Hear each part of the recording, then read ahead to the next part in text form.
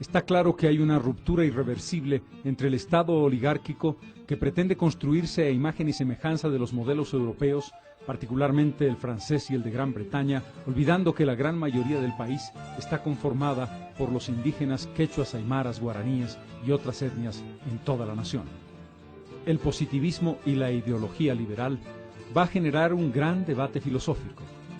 Alcides Arguedas y Franz Tamayo representan dos visiones encontradas de la sociedad boliviana.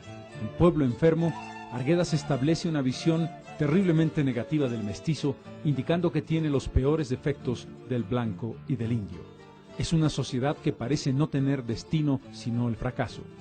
En tanto, Tamayo, con una postura vitalista, indica que el futuro del país estará en manos de los indígenas porque son superiores por la fuerza telúrica y por la fuerza de su raza a los conquistadores europeos y que acabarán imponiéndose sobre ellos. En el ámbito de la producción, Bolivia comienza a desarrollar una explotación masiva del estaño a partir de la modernización impuesta por Patiño.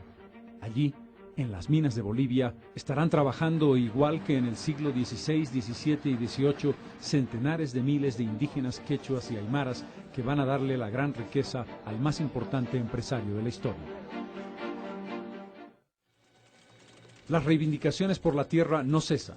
En 1914, 21 y 23, la masacre de Jesús de Machaca, el liderazgo de apoderados como Santos Marjatula, demuestran que los indígenas mantienen inalterable su reivindicación por la tierra.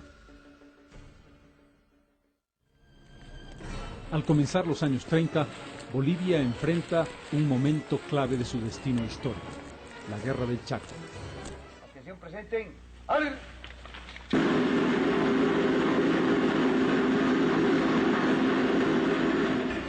El levantamiento de varios ejércitos, tanto en el gobierno de Salamanca como en el de Tejada Sorzano, van a demandar fundamentalmente grandes cantidades de soldados de origen quechua y aymara, y también en los llanos de origen guaraní. Será un momento traumático por el vaciamiento de varias comunidades del altiplano.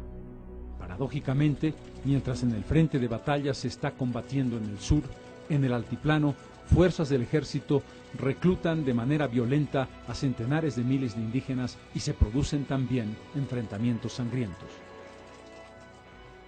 Como se ha dicho tantas veces, el país encuentra su realidad en el Chaco porque allí criollos, mestizos e indígenas van a compartir un destino parecido. A pesar de diferencias y privilegios, sectores progresistas de la clase media y de la burguesía construirán las ideas de reivindicación nacionalista y de oposición al modelo liberal a partir de la traumática experiencia chaqueña. Es el momento del surgimiento de partidos como el PIR, el POR o el MNR que tendrían tanto que ver con los cambios históricos de los años venideros. En 1926, Tristán Marov, desde la óptica del trotskismo, escribirá un libro en el que una de las reivindicaciones será explícitamente la necesidad de una reforma agraria.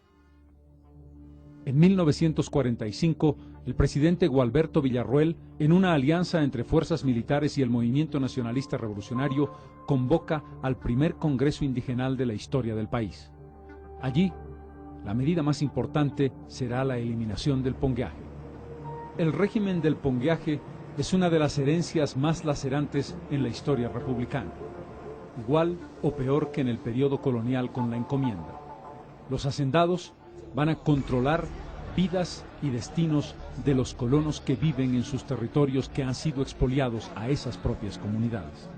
El pongueaje no es otra cosa que el servicio gratuito y obligatorio de trabajo del colono en favor del hacendado, tanto en la zona rural, en la hacienda, como en trabajo doméstico en la ciudad. Y muchas veces se aplica el derecho de pernada del patrón sobre las jóvenes indígenas que viven en su hacienda.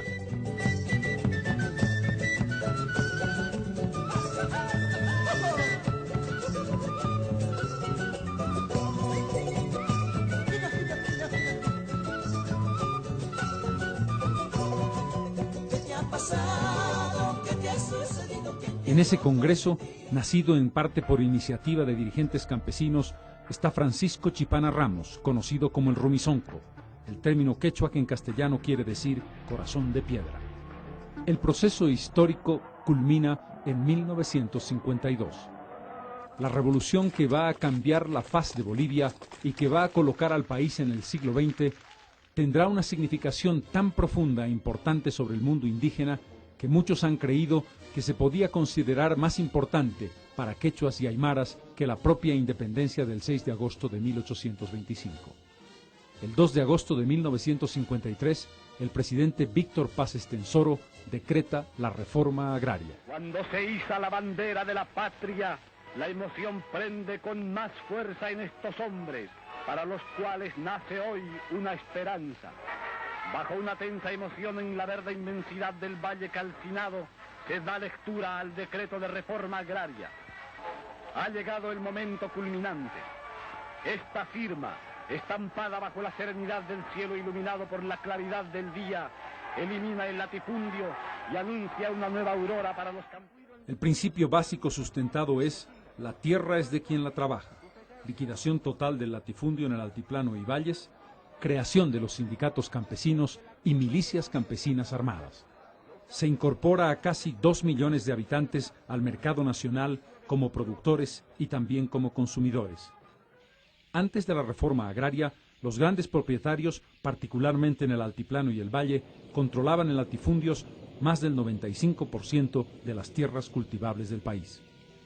La reforma agraria, con todo lo que significó como avance, no desarrolló un sistema adecuado de tecnificación y de preparación de lo que sería un escenario productivo que no tuvo los resultados esperados. Y el gran problema es que al no poder comercializarse ni intercambiarse la tierra, quedando en propiedad de los propietarios originarios, se fue parcelando hasta aquel concepto del nacimiento del surco fundo, es decir, terrenos tan pequeños que no tienen condiciones productivas adecuadas. Medidas trascendentales como el voto universal, la nueva conciencia nacida al calor de la revolución boliviana se manifiesta en los distritos campesinos, donde el ciudadano redimido, responsable de su obligación cívica, llega a las urnas para emitir por primera vez su voto.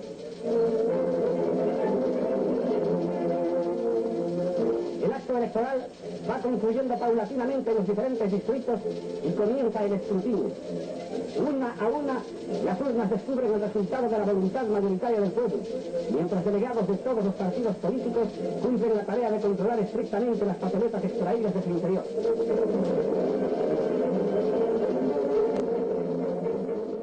y la reforma educativa que, siguiendo la saga de la escuela Ayllu modelo de Warisata, mis brazos se alzan y mis pies que van corriendo, marcan un cambio fundamental en la integración y desarrollo del derecho ciudadano y del acceso a la educación del indígena boliviano. La revolución va a establecer una política de integración de la zona andina con los llanos siguiendo el modelo del Plan Bojan. Allí comienza el proceso de colonización y el traslado que se haría masivo en los años 90 y principios del siglo XXI de indígenas quechuas y aymaras que comienzan a trabajar la tierra en las fértiles tierras del oriente boliviano.